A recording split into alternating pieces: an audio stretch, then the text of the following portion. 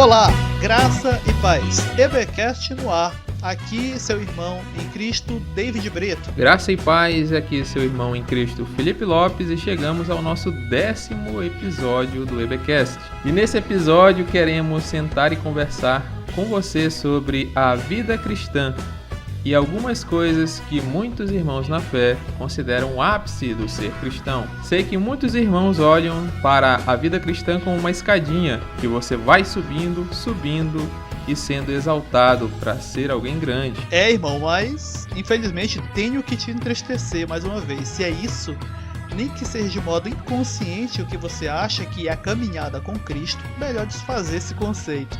Mas vamos conversar sobre hoje.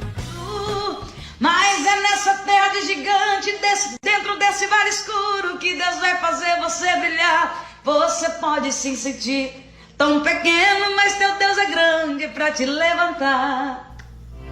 E você, Felipe, o que é que acha que era o ápice da vida cristã quando nós estávamos aí no chamado primeiro amor, né? Aquele fervor inicial, o pessoal chama de primeiro glória. Amor. Aqui, olhando nosso roteiro, eu escolheria o terceiro ponto, né? Pra não dar spoiler ao pessoal. E você? Eu acreditava que era conseguir, acho que 1, 2, 3, 4, quarto ponto, né? Conseguir, assim, fazer essas proezas aí. Isso eu nunca consegui, nem querendo. Mas é isso aí, pessoal, vamos... Foi tentando que eu vi que não era pra isso. Então, bora logo pro tema, né? Muitos cristãos, eles acreditam que o ápice da vida cristã, eles já chegam aí em uma denominação que ela é multifacetada, as chamadas denominações divididas em departamentos, né?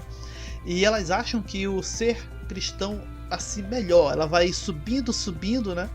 Até ela chegar no topo dos famosos cargos. Dentro da igreja não vamos ter apenas o chamado corpo de obreiros, né? O eclero ali local, mas vamos ter também os chamados cargos. É o líder de jovem, a líder de círculo de oração, o superintendente, ou como falam, o diretor da escola bíblica dominical.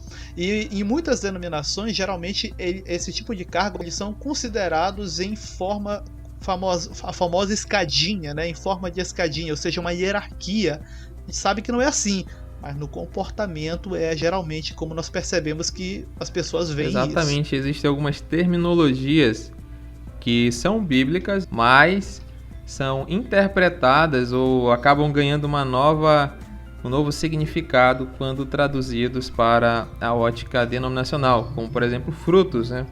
Frutos, a gente lendo Gálatas capítulo 5, a gente vê o que é o fruto do Espírito, né? Amor, mansidão, paz.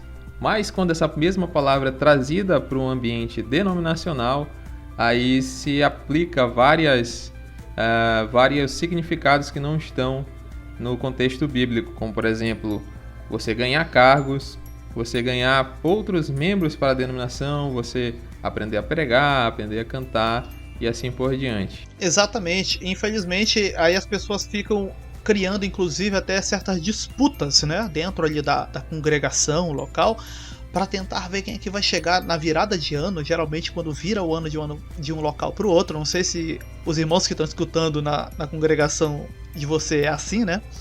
Acredito que seja. Tem uma briga aí porque tem uma dança das cadeiras, né, entre os cargos. E aí, quem foi X na congregação não quer diminuir. Ele quer ir até o último, ele quer sempre progredir até chegar em onde ele vai estar no topo. Mas esse topo a gente sabe que é só uma noção assim criada na cabeça, mas que não existe de verdade, não biblicamente, né, dentro da congregação. Ele quer chegar nas cabeças, porque eu nasci para ser cabeça e não cauda, é isso que sempre repetem, né, em cima aí dos púlpitos. É isso aí. Então nosso primeiro ponto seria galgar cargos, né? Eu até estava conversando contigo em off, que é uma terminologia muito utilizada, inclusive para se fazer certas ameaças, né, quanto a discordâncias doutrinárias. Eu mesmo, por discordar do G12, o meu pastor chegou comigo e falou: irmão, se você não andar de acordo com a visão da denominação, da igreja, né, na cabeça dele, você não vai conseguir galgar cargos dentro da denominação. E como foi me ensinado que isso era fazer parte da obra, ou isso era progredir na fé, ou era a famosa carreira, né, que tanto é citada, que Paulo terminou a carreira e guardou a fé, eu tive que me submeter a todo o treinamento de escola de líderes e etc e tal, participar de células, coisas que desde que eu entrei eu nunca achei bíblico. E infelizmente, se você não consome a cartilha como um todo, eles vão te punir como não te dando cargo tal. Aí tem uma coisa, né, na denominação, para quem está ouvindo a gente e nunca participou de uma congregação assim, nesse modelo mais episcopal, onde o pastor manda tudo e membro não manda nada, tem o famoso banco, né? O banco, para quem não sabe, aí tá ouvindo de curiosidade aqui o BBcast, é a famosa lanterninha aí das igrejas, ou seja, você era punido indo pro banco. E aqui já aconteceu bastante de pessoas irem pro banco pelo simples fato de não concordar, como o irmão Felipe falou, com a bendita visão, né? Não, é visão.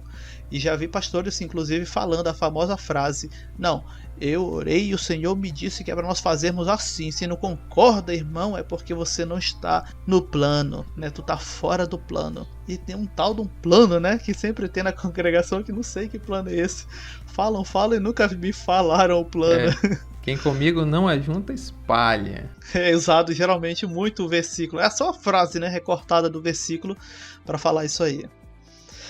Outro ponto, Felipe, que é muito comum no meio pentecostal, né? O seio aí onde o berço onde a gente acabou se desenvolvendo, crescendo, que é o famoso conseguir dons, né? Não, conseguir dom é ser o topo de linha, né? O crente topo de linha, ele é cheio de dom. Como dizia um certo pastor que passou por aqui: canta, pregue e ora. Era a frase dele. Tinha uma pessoa num culto, eu não participei, mas eu ouvi notícia, que segundo a profecia, havia uma jovem que tinha recebido os 9 dons, né? Falando ali da interpretação, variedade de línguas, palavra de sabedoria, aqueles dons que nós conhecemos de 1 Coríntios 12. Falei, meu Deus, essa aí não toca mais no chão. Agora, né, já que tá com tudo, né, despertou todos os 9 dons. O que eu acho até engraçado um pouco é quando você gosta um pouco de cultura pop. Eu gosto, por exemplo, séries, filmes, né, e a gente tira algumas lições, versos fechados, universos ficcionais. Inclusive vamos ainda ter aí, quem sabe, um webcast mais pra frente, né, sobre isso e tudo. Por exemplo, nós temos os famosos animes, né, as produções aí, a animação japonesa, onde temos noções como despertar chakras ou abrir portões para, né, força extra ou extra. E o crente ele pega o tema de dons e ele trata dessa maneira praticamente, de modo leviano. Ele jura que está tratando de modo bíblico. Irmão, isso é tratar de modo leviano, que é dom de verdade, né? E ficam até tendo disputa para ver quem é o que ora mais que vai conseguir mais dons. Sim, infelizmente tem congregações inteiras que são pautadas nessas porfias. Infelizmente. Ah, irmão, isso é imaturidade. É sim imaturidade, realmente. Você tem razão, mas tem congregação que é pautado nisso, né? E já vi pastor que ficou chateado porque quando trocaram, faz aquela troca, né? Pastor de uma congregação para outra, principalmente congregação pequena de bairro, e o pastor ali local só responde ao maior do que ele. E ficou chateado porque começava a dizer que o membro X da congregação tinha mais dom que o pastor. Ah, pronto, e aí abriu o leque do ciúme, né? Famoso essa situação aí. É como a gente falou no nosso webcast, né, de número 3, que se tem essa ideia que o pastor tem que ser o mais espiritual, principalmente em igrejas pentecostais. O pastor tem que cantar, tocar, orar, pregar, o que mais ora, o único que interpreta a Bíblia direito, né? Se a Bíblia falar A e ele falar B, todo mundo vai pro B. A gente já sabe muito bem disso, já sofremos na pele isso. Mas eu já vi também, numa congregação, um certo ciúme, uma certa disputa, não assim escancarada, né? Não por parte do que tinha mais, mas havia uma certa inveja do pastor dirigente, porque um diácono, né, tinha mais dom, falava mais em língua, e o pessoal ficava ali meio sem saber quem era o pastor de verdade, só de nome. Tanto que esse irmão teve que ir para outro canto, porque a qualquer momento poderia causar ali um racha. E eram amigos, né? Eram amigos esse irmão mais velho, né? Um era bem de idade e o outro mais novo. E também tem essa questão. E além de ser mais velho, mais experimentado, mais experiente, também tinha mais dons. E aí o pessoal começou a querer botar o pastor novo na meio de canto.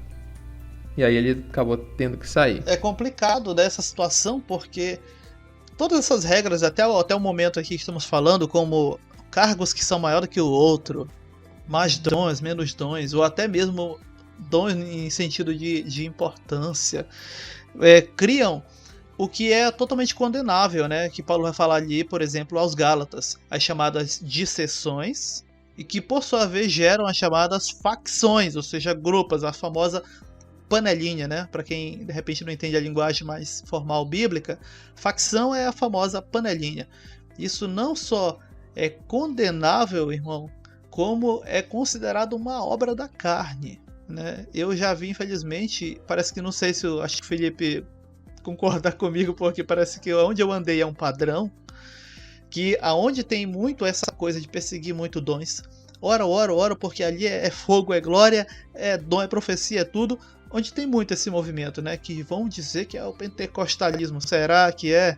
Enfim, vamos ter aí o próximo IBcast sobre isso. Parece que tem muita confusão também. É uma coisa meio que padrão, tem uma confusão, e a confusão ali, a disseção, divisão, nossa, irmão, presta bem atenção. Ou vocês estão fomentando o espírito, ou estão exercitando a obra da carne. Exatamente, quando Paulo ele fala a respeito do ajuntamento, ele diz uma coisa muito interessante. E sobre os dons, né? Tá lá escrito bem claro, talvez o irmão se espante agora, tá em 1 Coríntios 12, né? Como diz um famoso pregador aí, 12. Que todos os dons devem ser utilizados para a edificação da igreja, e a igreja é corpo. Normalmente se busca esses dons para se evidenciar o indivíduo. Alguns, inclusive, na teologia, dividem dons como dons de evidência, os dons que destacam a pessoa. Nem lembro agora, mas acho que, se não me engano, é palavra de sabedoria, palavra de conhecimento. Quando, na verdade, são para edificar a igreja, ou seja, não é para uma pessoa crescer em cima da outra, ou subir numa hierarquia, ou para dizer que é mais santo ou mais salvo, né? Santidade e dom não tem nada a ver uma coisa com a outra, né? Não é à toa que lá em Mateus nós vamos ver que Jesus, muita gente expulsava demônio, falava em outras línguas, né, curavam enfermos, mas Jesus disse para eles que, em verdade eu digo que não vos conheço. Ou seja, buscar dons não garante nada para ninguém, nenhum tipo de santidade, ou muito menos a salvação. É para mostrar, né, como realmente as pessoas andam por vista e não por fé, é que a gente percebe que naquilo que diz ser muito espiritual, na verdade, sempre tem muito movimento. Porque é assim que a pessoa crê que Deus está ali, que Deus está agindo, e na verdade isso é ver para crer. Fé não é isso, né? Não é um exercício nada espiritual. Isso só mostra quão imatura aquelas pessoas são. E fé é a coisa que menos vai se de fato ver ali, né? Naquele meio. Outra coisa aí falando nisso, que nós vamos ter aí como ponto, nosso terceiro ponto, que muitas pessoas acham que é chegar assim no auge, né, no topo da vida cristã, é conseguir ser aquele pregadorzão que vai comover as multidões, né? E isso aí, infelizmente, meio pentecostal mesmo, a gente sabe muito bem como é até mesmo uma disputa muito grande sobre quem é melhor que quem prega tal, quem pregou mais e a unção de Deus envolveu o povo. Nossa, chega a ser um negócio bem feio por trás dos bastidores. Quem olha de fora não vê, mas entre eles chega a ser feio mesmo a situação, e vergonhosa até. Como ver multidões conseguir pregar daquele jeito, né? Aí se baseiam em certos pregadores, certos movimentos, e muita gente considera isso assim o auge. Eu era um deles. Isso que foi me ensinado o que é ser usado por Deus, né? Para mim, ser usado era isso. É você pegar o microfone, fazer as pessoas chorarem, né, entrarem em transe. Eu cresci assistindo fita de pregação, DVD na época dos Gideões, né? Então, para mim, aquele reboliço ali que o pregador começava com a sua voz rouca e começava a provocar emocionalismo nas pessoas, para mim, isso era o poder de Deus, a unção, né? E como a gente já falou anteriormente, o pregador que consegue fazer isso, normalmente ele é o mais procurado, né? O que tem mais agenda, por mais que às vezes não tenha muita edificação da igreja com aquilo que ele fala, né? Os irmãos devem conhecer o estereótipo do pregador pentecostal, né? Normalmente gritos, voz rouca, a gente até brinca o som da asma, né? Que tá sempre... Então tá sempre falando dessa forma.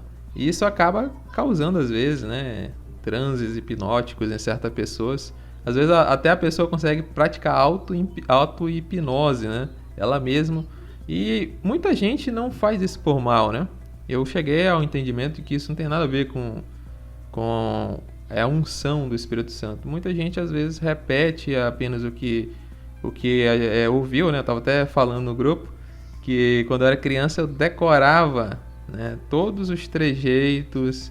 Nós vemos, por exemplo, até hoje, né, pregadores mirins, eles vão pregar do mesmo jeito, né, do que os pregadores mais famosos, entonação, o jeito que se move, aquela entonação, né? Tudo isso não passa de uma performance, né? Isso a pessoa pode aprender no curso de oratória, de homilética, né? Como ela anda no púlpito, como ela se posta. Até tem muito a ver com uma análise psicológica, né? Tudo isso ele gera na pessoa que está vendo, que está ouvindo, efeitos, né? A pessoa é estimulada o tempo todo. E no meio pentecostal isso é confundido com unção, com poder de Deus, autoridade, né? espiritual. Rebuliço. Então, como eu era um jovem pregador, exatamente, né? E se tem também aquilo, né, de entregar a profecia, né, de mandar, segundo Deus, descer do púlpito, porque está em pecado, desce, né? Porque o pregador revelou. Então tem todos esses dons de evidências que o pregador tem que ter.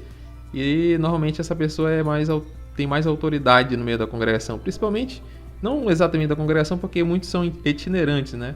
Viajam o Brasil fazendo agenda e em todo canto que ele vai, ele repete isso e muita gente faz muito sucesso e ganha muito dinheiro com isso. É, na verdade, uma espécie de showman, né? E, infelizmente, é tão prova, de repente, quem nos ouve aqui diz, não é verdade, não é assim. Irmão, é tão prova disso, de que todo mundo que vai para esse caminho considera isso assim o topo, né, de linha, uma forma de chegar no auge, assim, que quando se quer diminuir alguém, o que é falado? Fulano pregou nos Gideões, agora tá caído, nunca mais pregou.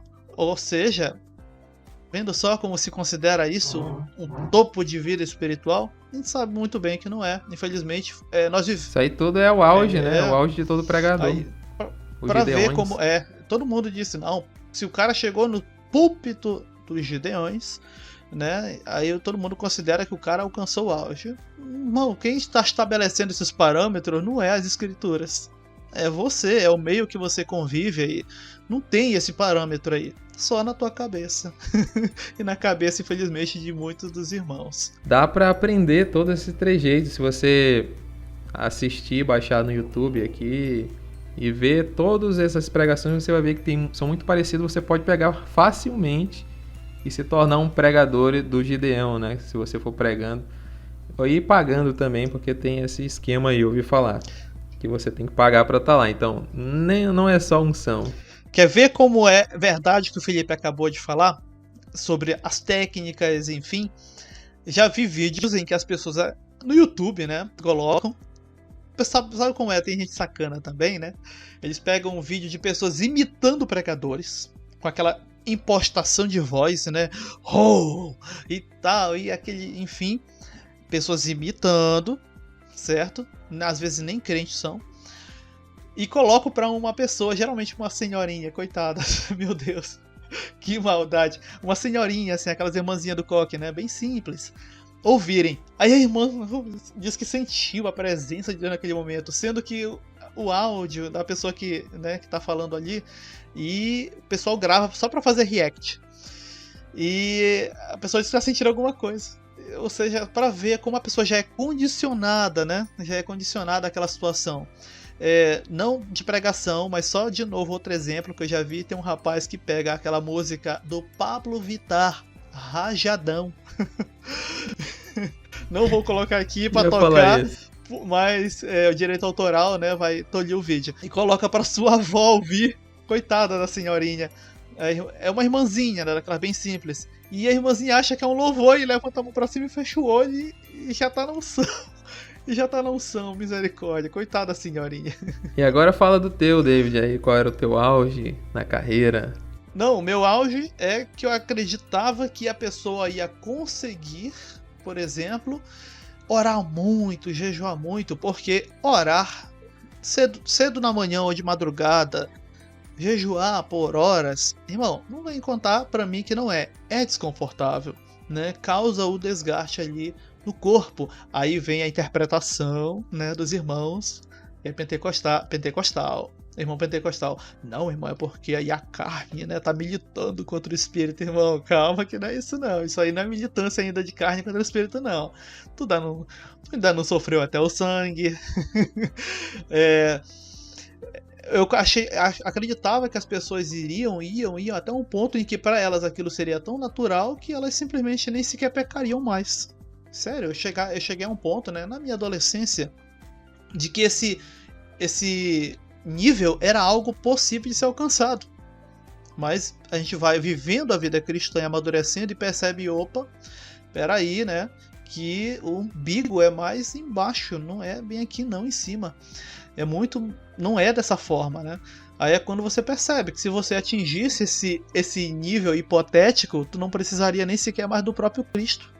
Se Cristo é aquele, né, que se torna a tua referência e você simplesmente não tem mais essas pendências humanas, Cristo vai servir para quê para ti? Né? Então é por isso que esse auge é só uma ilusão, que inclusive muita gente persegue, né? E tenta, e jejua, e ora, e se mata. E infelizmente ainda não aprendeu. Nas escrituras nós temos aí alguns casos, como é o caso de Paulo. E queria que Deus fosse lhe removendo algumas coisas, só que chegou em um ponto em que Deus, opa, isso aí tu vai ficar contigo. Né? A minha graça te basta e te acomoda aí mesmo. Exatamente, mais um ponto, um pensamento que nos é dado quase que por osmose, né? Sem perceber. A gente não vê na Bíblia, não está nos dogmas oficiais, como a gente vai falar, tem um episódio completo sobre isso. Mas é uma doutrina que é passada por aí, às vezes até afeta a nossa interpretação bíblica. Eu também passei pela mesma coisa. Eu lendo, por exemplo, Paulo, quando dizia que estava morto por um mundo e o mundo morto para ele, eu falei, opa, peraí. A gente pode chegar nesse nível, né, de não pecar mais. Olha só a hermenêutica adolescente. De não pecar mais, chegar a um ponto que o mundo está morto para você. O diabo não vai mais te tentar e você vai chegar num nível de espiritualidade ali de deixar poça de óleo, né, onde você senta, como é dito também por alguns pentecostais. E muita gente se frustra, né, por não adquirir o hábito. Isso aí não sei, porque eu nunca consegui, mas às vezes talvez alguns irmãos consigam, né, o hábito de orar por horas e conseguir jejuar, né, por vários dias ou, né, 3 vezes por dia e tal. Porque como tu falou, é muito difícil. Se você não tiver, né, um planejamento correto, você acaba esquecendo. Você acaba não conseguindo, alguns por problemas de saúde, né? Alguns, por exemplo, irmãos, eu via frustrado porque não conseguiam jejuar por problemas estomacais, etc. E achava que isso era porque a pessoa estava com pecado, né? E muitos queriam forçar jejuar por horas quando não podia, né? E essa questão da oração é muito frisada, a oração de madrugada. É como se fosse também um sacrifício muito maior, como tu sempre fala, né? O sacrifício do sono. Você tem esse pensamento que dormir, descansar, né? Ter o corpo revigorado é algo ruim, é algo do diabo, né? Você tem que sofrer, você tem que dormir mal, você tem que pegar os piores horários, ou o melhor horário do sono para tirar períodos de oração, né? E se você tiver com sono, é porque o diabo está na sua vida e você está fraco espiritualmente. Irmão, tira isso da cabeça, né? Como você sempre fala. Exatamente. Inclusive aí na descrição aqui, quem tá no YouTube, temos aí o nosso Instagram do Escola de Bereia, tem inclusive texto lá sobre isso, de modo assim bem simples, direto e objetivo. Inclusive, porque é uma frustração que muitos crentes têm. Eu já encontrei irmãos que eram frustrados, né? O sono da indolência, irmão, não deixa eu orar. Irmão, mas a senhora ora? Sim, então tá tudo certo, minha irmã, não precisa ser 3 da manhã. Aí no nosso Instagram tem uma postagem dando aí logo para você uma prévia, pode ir lá procurar, onde, por exemplo, as pessoas vão enaltecer essa coisa de orar da madrugada a um ponto em que as pessoas ficam realmente abatidas, né? Eu até falo lá no Instagram em um pequeno texto que o próprio salmista Davi fala o seguinte: em paz me deito e logo eu pego no sono, e isso é porque o Senhor, né, me guardou. Irmão, dormir bem, olha os nossos tempos, olha os nossos dias loucos, olha as ideologias malucas, olha o corre-corre da vida. Irmão, deitar a cabeça no travesseiro, e às vezes até com dívida e tudo, e pegar no sono e dormir até de manhã, e acordar bocejando assim, de tão gostoso que foi, irmão, isso é um privilégio. Tu tem que levantar a mão pro céu e dar glórias a Deus em voz alta. Isso é um privilégio, porque eu te garanto e tem muita gente que não tem esse privilégio. Ontem mesmo nós saímos ali e tinha uns amigos, e uma amiga minha que eu dei carona, né, até a casa dela, veio falando que o patrão dela ganha muito dinheiro na mineradora na qual ela trabalha. Só que a que preço? Porque ele tem muita grana, mas o homem vive à base de remédio para dormir. Quando tem entrega, quando dá errado uma produção e o terreno não era bom, não gerou tanto quanto ele esperava, e tem trabalhador para pagar a empresa, o homem não dorme. E quando você deita a cabeça no travesseiro, e apesar do dia, e apesar das lutas, ainda tem coisa para resolver, e dorme, eu te garanto que isso é um dos melhores sinais de que o Senhor está te guardando. Irmão, aproveita. Ô, glória. E o nosso quinto ponto seria chegar a um ponto de entendimento das Escrituras. Muita gente às vezes acha que o auge da vida cristã é chegar num ponto de entendimento que vai tornar ele inquestionável. Só que a gente percebe que esse ponto aí, que a pessoa acredita que chegou, o auge, nada mais é do que ele praticamente está formado no mais alto nível daquela linha teológica. Né? Ele se tornou um mestre no calvinismo, ele se tornou um mestre em arminianismo, ele só se tornou um mestre naquilo, né? E ele acha que ele alcançou o ápice ali. E será que é realmente o ápice? Infelizmente, quando esse tipo de presunção, né, toma conta da pessoa, ela simplesmente se tornou apenas um soldado daquela vertente, né, escatológica, aliás, teológica, né, e que ele não percebe isso. Ele acha que ele se tornou mestre nas escrituras, e não, ele só é um soldado ali, não mais um raso, né, mas um soldado e tanto um general daquela linha teológica. Exatamente, né, muita gente confunde teologia denominacional com conhecimento das escrituras. Conhecimento das escrituras leva tempo, né, leva sinceridade, né? E contribuição com outros irmãos, né? Dificilmente uma pessoa vai estar certa em todos os pontos, né? Por isso que é importante estar com irmãos, né, que vão colocar tal interpretação no crivo, né? Passar por isso para que elas consigam, né? Eu já vi muita gente dando a carteirada, não, porque sou bacharel em teologia, então tudo que ela fala tá certo. Quem é você, um pobre irmão, né, que não tem teologia, querer me refutar e tal, né? Quando na verdade, como tu falou, teologia denominacional, para quem não sabe, ele vai só te fazer entendido nos dogmas da denominação. Se você fazer uma teologia numa igreja assembleiana, você vai entender, você vai estudar os dogmas da Assembleia, Trindade, diofisismo, né, o dispensacionalismo, a vinda de Jesus em 2 voltas, que mais? uma teologia arminiana wesleyana, e que o batismo no Espírito Santo é evidenciado pelo falar em línguas, só isso, né? E se você também for numa igreja adventista, você vai aprender exatamente as doutrinas da igreja adventista, da presbiteriana, da batista. Então, nem sempre, estou formado em teologia, eu sei tudo sobre a Bíblia. Jamais, né?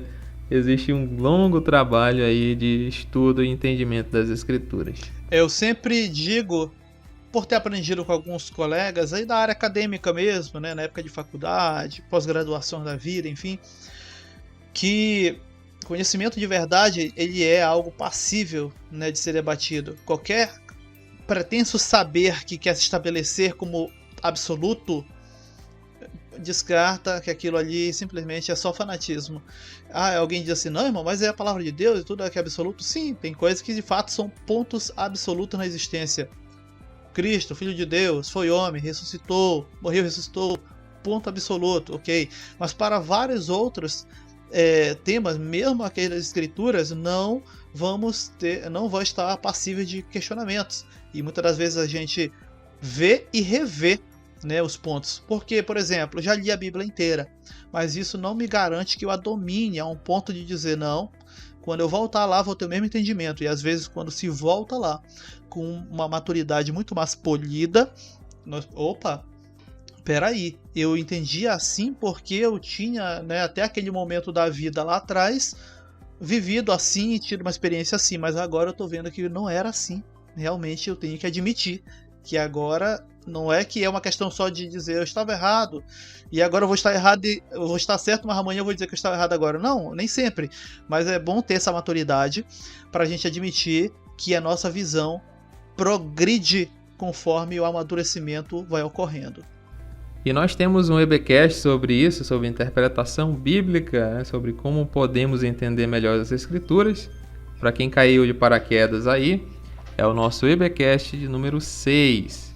Está lá sobre o título A Bíblia como Mantra, ler não é se alimentar. Porque às vezes a gente coloca, né, pode ser até outro postulado aqui, que é ler a Bíblia toda em um ano, né? Você tem esse desafio. Eu brinquei até com a minha esposa, que aí eu estou fazendo exercícios, né, para um concurso, e eu vi muita gente lá na praça, né, na praça da cidade, chamada Praça da Saúde, muita gente mesmo que a gente estava trombando um com os outros. Eu falei, é o efeito do ano novo, né? Normalmente na virada do ano se tem aquelas famosas promessas, e sempre tem aquela de perder peso, né? Então um monte de gente lá em janeiro, agora estamos em fevereiro, e aí vai diminuindo conforme o tempo, né? Até não aguentarem mais. Às vezes, e acontece muito com a Bíblia, né? Se coloca essa meta de ler a Bíblia toda em um ano, e aí vai com todo o gás em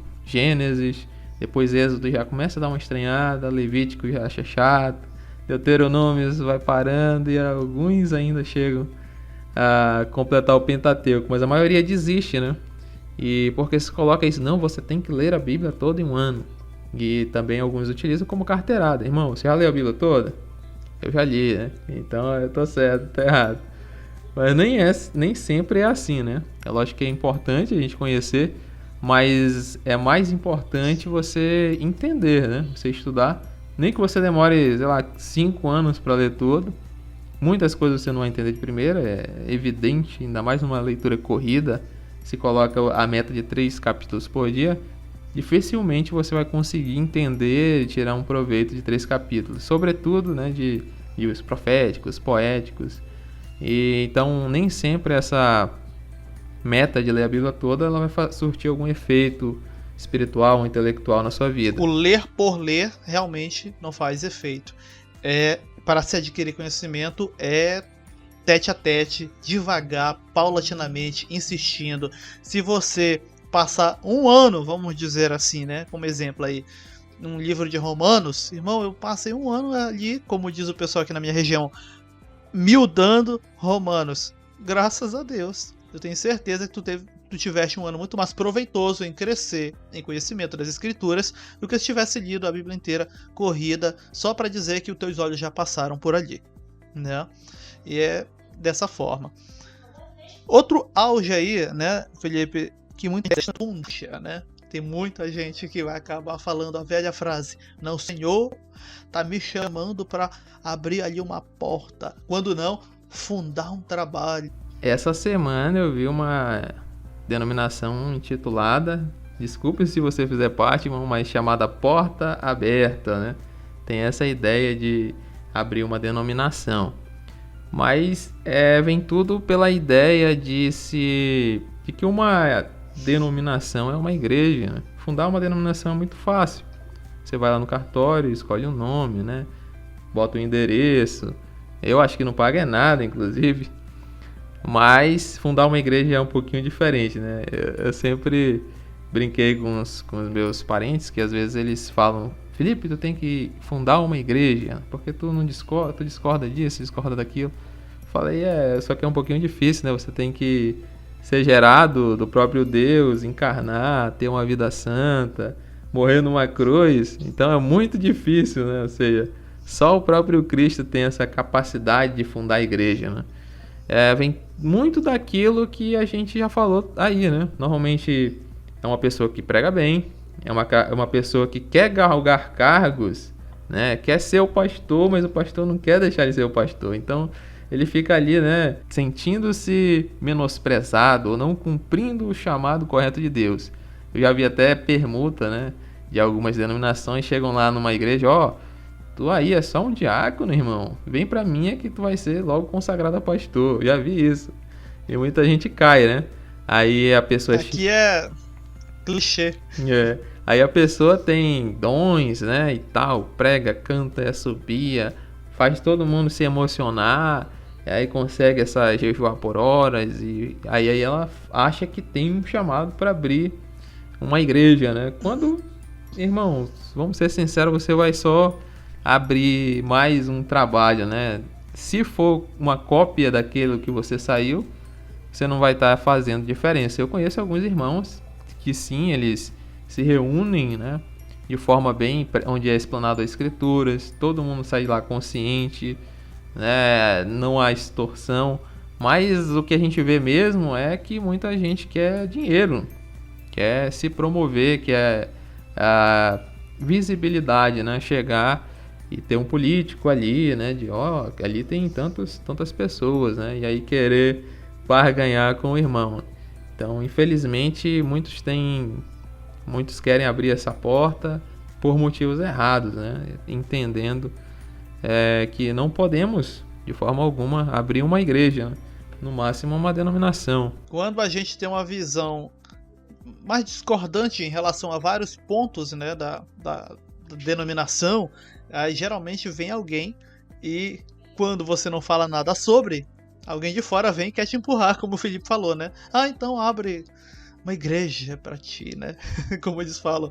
Irmão, ninguém abre igreja nenhuma. Igreja só é uma, né? Até o plural de igreja acho que não deveria existir, apesar de que existe na língua portuguesa, né? Denominação é só mais uma placa, é só mais um CNPJ para sobrecarregar a papelada dos coitados no cartório.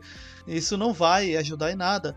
Isso é só, infelizmente, a pretensão humana, achando que está fazendo grande coisa pro Senhor.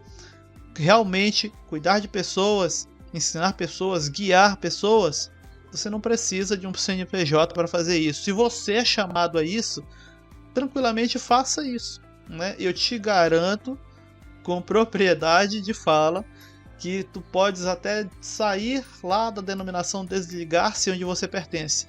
Mas se você é chamado a essa coisa do guiar pessoas, pastorear literalmente, independente de se você tem um título ou não, ajudar pessoas, ensiná-las, né? Tá ali, dando o ombro e ajudar elas a caminhar. Não sei como eu te falo com propriedade, o Senhor vai colocando essas pessoas no teu caminho. E você percebe que precisa ajudá-las de alguma forma, ou seja, é a vida cristã. É isso, irmão. Não tem a questão de nível, nada. É a vida cristã. E é para aquilo que o Senhor tem te chamado. Exatamente, né? Jesus fala que os campos estão brancos, né? Sempre vai surgir a oportunidade de você fazer,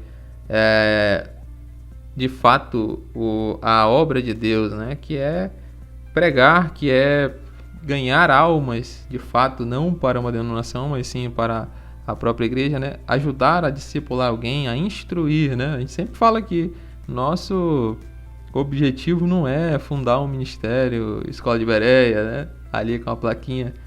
Se bem que o nosso logo ficaria bonito numa placa, né? É verdade. Mas essa não é. O nosso objetivo é tornar você consciente, né? Fazer você se conscientizar dos conceitos bíblicos. Por que eu estou indo ali? O que eu estou fazendo? Por que motivos eu estou ofertando ou pagando dízimo? Será que eu estou sendo coagido ou não? E todos esses assuntos que a gente pode ver aí nos demais EBcasts, ou seja, é tornar você mais um discípulo de Cristo, né? Ajudar. E olha, nós estamos chegando ali. Se você é do sul do Brasil, nós estamos no norte, então nós estamos atravessando o nosso país, que é muito grande, através dessa necessidade, né? Existe uma pessoa que é consciente daquilo que Cristo fez na cruz e outra pessoa precisando ouvir aquilo. Então sempre Deus vai arrumar uma forma dessas duas pessoas se encontrarem e o Espírito Santo agir através disso. Nós temos aí o nosso último ponto, nosso 7º ponto, sobre alcançar o auge da vida cristã. E essa aqui é o que faz a cabeça de uma galera jovem, de uma turma jovem.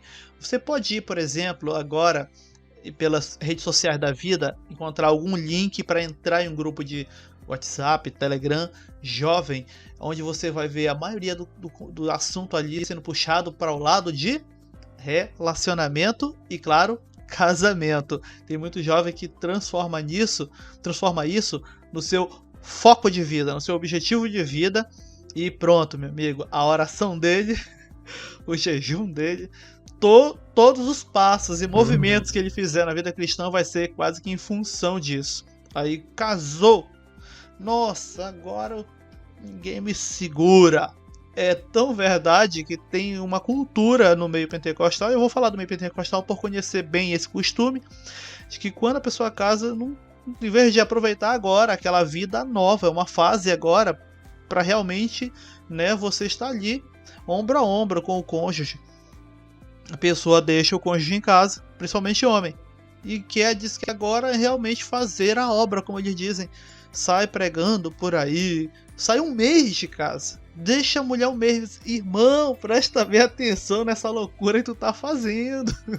Olha lá. E eu já vi muita, porque ele acha que agora ele chegou no auge. Não, agora eu casei, agora que eu vou fazer a obra. Não, meu querido, se você casou, é agora que tu vai sentar e tu vai te acomodar, porque agora tu tem alguém para viver para ela e ela para ti. Exatamente, casamento é responsabilidade, né, com a pessoa que você acabou de fazer um compromisso, né? E a igreja, ela é composta por famílias, né? Não é de hoje que os cristãos casam, irmãos, desde sempre, né? E isso não pode ser um peso, né, para a pessoa, como alguns dizem, né? Eu não vou dar nenhum exemplo aqui porque vai ser muito específico. Através da pregação, inclusive, de muitos pastores, se acha que o casamento vai dar mais um grau espiritual, né? Você vai ser mais santo. Opa, agora, por você casar, né, você vai escapar, por exemplo, de ser tentado, né, pelo mal, por outras mulheres. E não, irmão, vai ser a mesma coisa, ou talvez até pior, né? E agora, talvez, alguns se sintam mais encorajados a orar e a jejuar, né? Mas isso não acontece, não há nenhuma coisa mística, né? Como a gente falou do batismo, por exemplo. Muita gente espera muito do batismo, da ceia e vários rituais, né? Do jejum, da oração, como se fossem catalisadores ou potencializadores de unção ou de poder, né? Como se isso deixasse a pessoa mais próximo de Deus, né? E muito do que a gente falou também aqui, voltando, tem a ver com o estatuto da denominação, né? Também muitos cobram que o obreiro seja casado, agora eu estou habilitado. Eu conheço um jovem que pastoreou uma congregação durante muitos anos, mas não tinha lá o título de pastor segundo a denominação, porque não tinha casado, né? E aí Depois que finalmente conseguiu, aí sim, agora é pastor fulano de tal, né? Como se ele não cumprisse antes todos os requisitos pastorais, né? Exatamente, e muita gente tem isso. Eu vejo em grupo de jovens, por exemplo, no Facebook. Nossa, as postagens, os memes. Meu Deus, é sempre sobre relacionamento. Que povo carente. Alguém dá um abraço nesses jovens aí, gente, que estiver perto, pelo amor de Deus. É sério, é um negócio assim que eu fico olhando. Não é que eu acho graça, dá dó. Porque a pessoa acha que o auge da vida é casar. Gente, vocês vão casar. Vocês vão encontrar alguém bem. Mas quando tu vai com muita fome, né, ao mercado, tu come qualquer coisa pelo maior preço. Então presta bem atenção na tua postura nisso e viva a vida, não no sentido de gastá-la como se quisesse mordê-la com os dentes, que é tipo assim, literalmente se entregar à libertinagem. Viver a vida.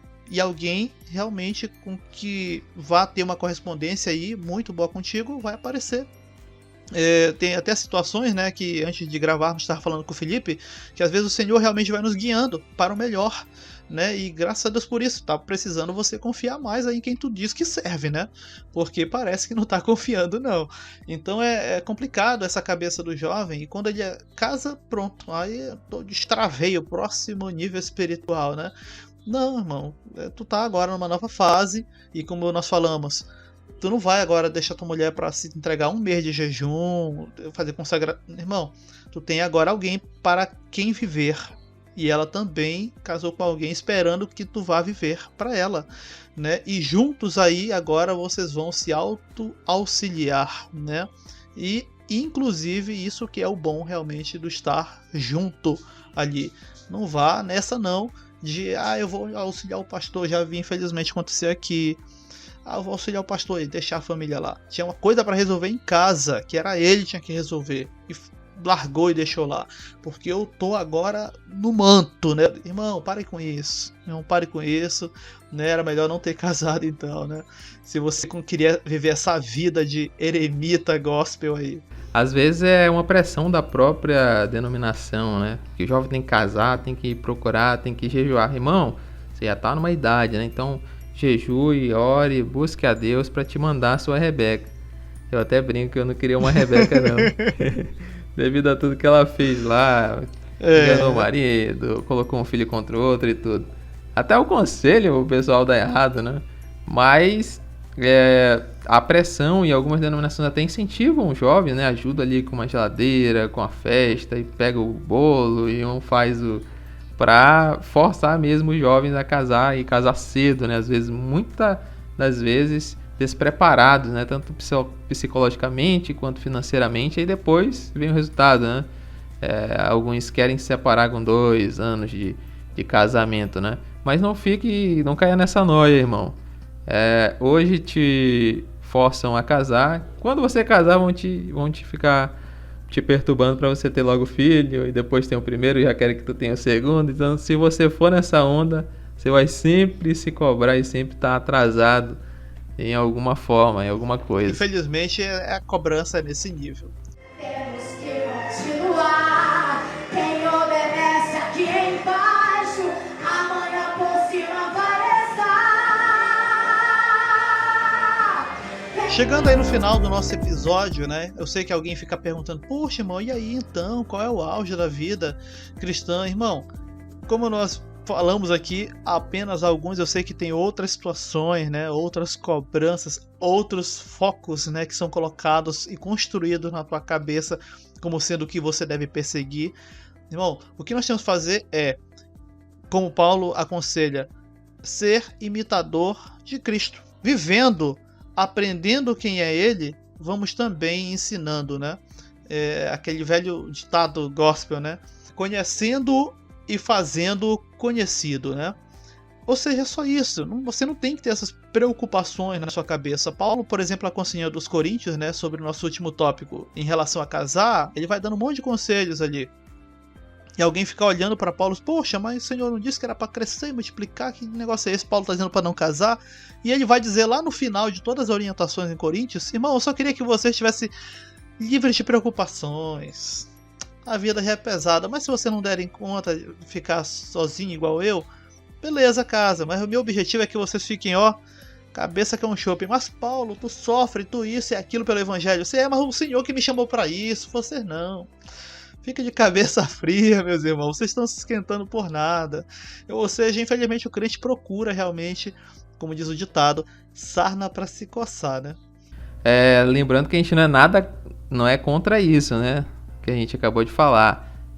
Família, é muito bom ter uma família, né? Você ter os dons do Espírito Santo para a edificação da igreja, isso é muito bom. Você orar, você jejuar, você ler a Bíblia, mas isso não é uma coisa que você deve buscar, um nível de espiritualidade que você vai chegar no final, né? Numa escada onde você chega na plataforma.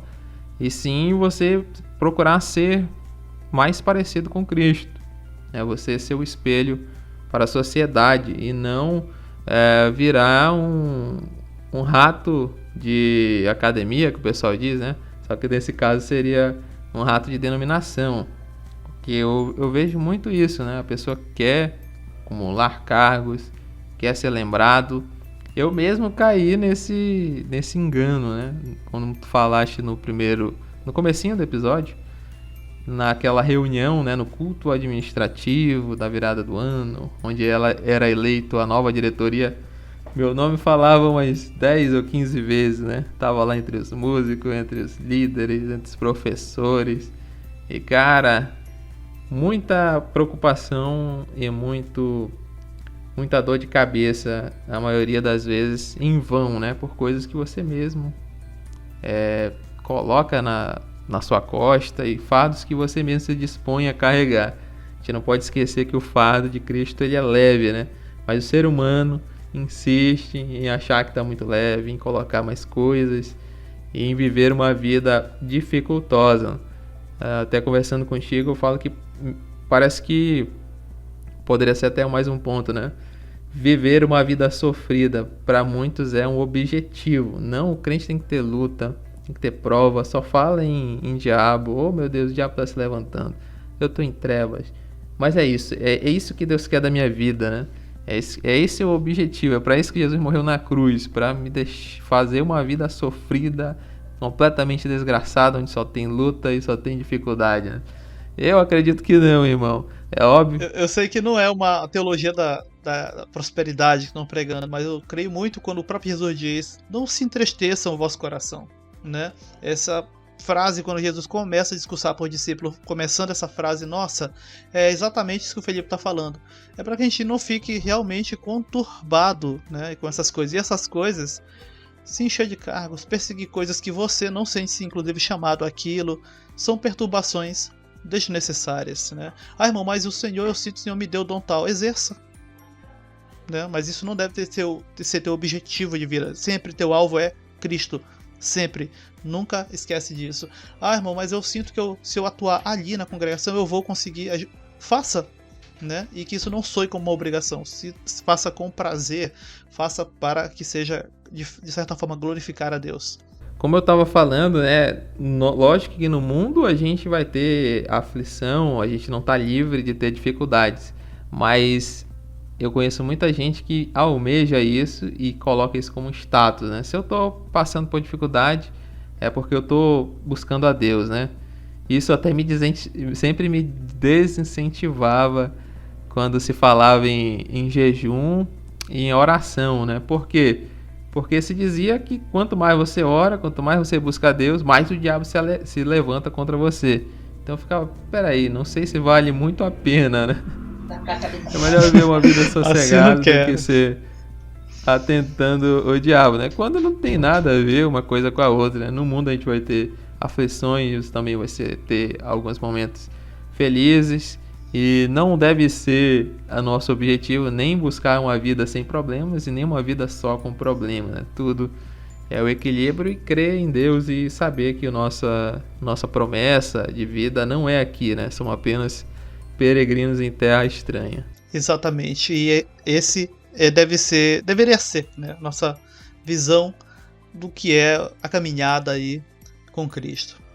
E chegando aí ao final do nosso episódio, Agradecemos por você até aqui ter nos acompanhado. Esse episódio aqui é apenas um episódio bem simples, né? Elucidando aí alguns pontos. Eu sei, apesar de simples, algumas pessoas vão agora, a partir de agora, pensar um pouco aí no que tinham como foco de vida cristã, né? Se é que nós podemos chamar assim.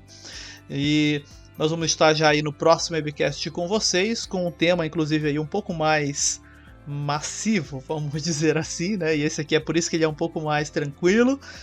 E desde já agradecemos sua audiência. Se inscreva, compartilhe se quiser, né? Deixa aí aquele like para mostrar que você gosta do tipo de conteúdo. Estamos no YouTube, Telegram, Instagram e nas plataformas de áudio, Spotify e Google Podcast. Então sempre esteja aí fazendo as chamadas ações, né? Curtindo, compartilhando, comentando. Se você gostou, compartilhe, né? Não só através da internet, mas conversando com algum irmão. Olha, eu conheço ali um podcast que fala sobre assuntos cristãos, que é muito legal. Eu estou sendo muito edificado por eles. Então compartilhe, passe para os seus irmãos, e que isso vai estar ajudando muito a gente. Todos os links estão aqui na descrição no YouTube, Instagram, a lista para receber os avisos de quando saem episódios, vídeos curtas também estão aqui no canal do Telegram. E até uma próxima aqui na Escola de Bereia. Graça e paz. EBcast, o podcast da Escola de Bereia. Acompanhe-nos no Instagram, YouTube ou Spotify.